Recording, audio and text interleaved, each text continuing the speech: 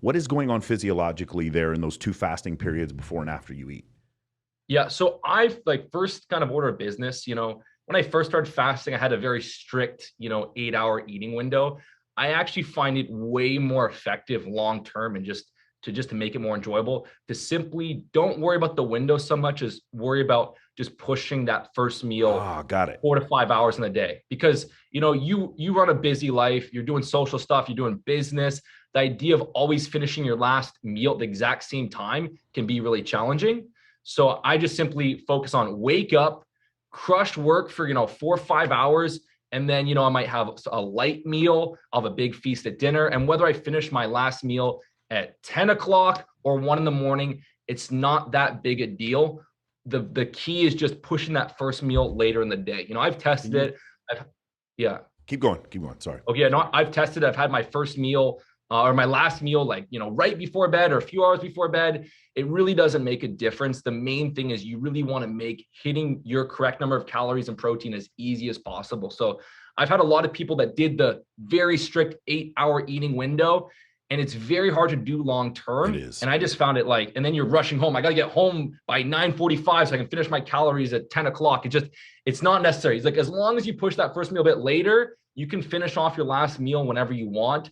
I am someone where I cannot go to sleep if I'm hungry. I like to eat 1 or 2 hours before I go to bed. Like that, like I don't even like I won't even do 3, 4 hours before I go to bed. I like to eat something that a couple hours later I'll go to sleep and I'll stay relatively full. But essentially, what is happening is, I mean, it like there's a few different things happening. So one of the problems that some people have with eating first thing in the morning is they'll get a spike in blood sugar Mm. and they'll eat first thing in the morning. And then when that blood sugar drops, they actually get like cravings. So they eat breakfast at 7, 8 in the morning and they're thinking about food for the next few hours. At 10 o'clock, they're already thinking about food. And so it's very hard. It can almost, for some people, almost opens the floodgates. You start eating and now all you're doing is thinking about food and you never tap into that very focused state.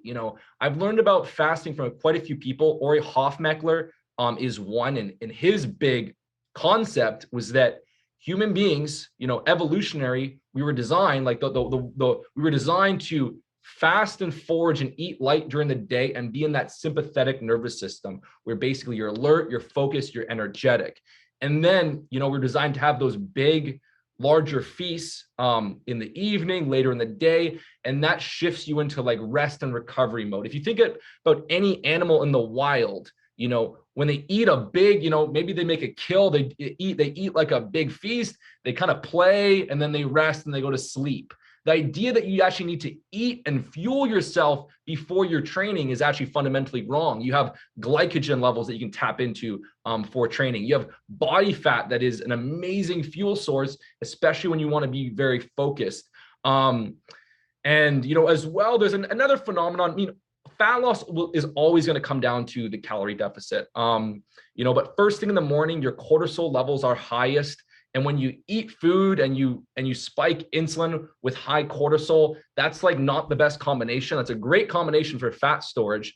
So, I mean, for many different perspectives, it just makes sense to get that first part of the day fasted, train your body to use fat as a fuel source, and then start to replenish your body later in the day. And it sounds counterintuitive if you're used to having to fuel your body for exercise, Right. but it's actually more effective to take in more calories post-workout when you can actually replenish glycogen and you can train. And some people talk about this super glycogen compensation effect where when you're training mostly fasted or on low food, you're depleting so much glycogen because you're not using carbs that you just ate for fuel. So you actually can store more glycogen in the muscles as a compensation. Now, if that like the extent to which that is true, we don't know. But there is something there.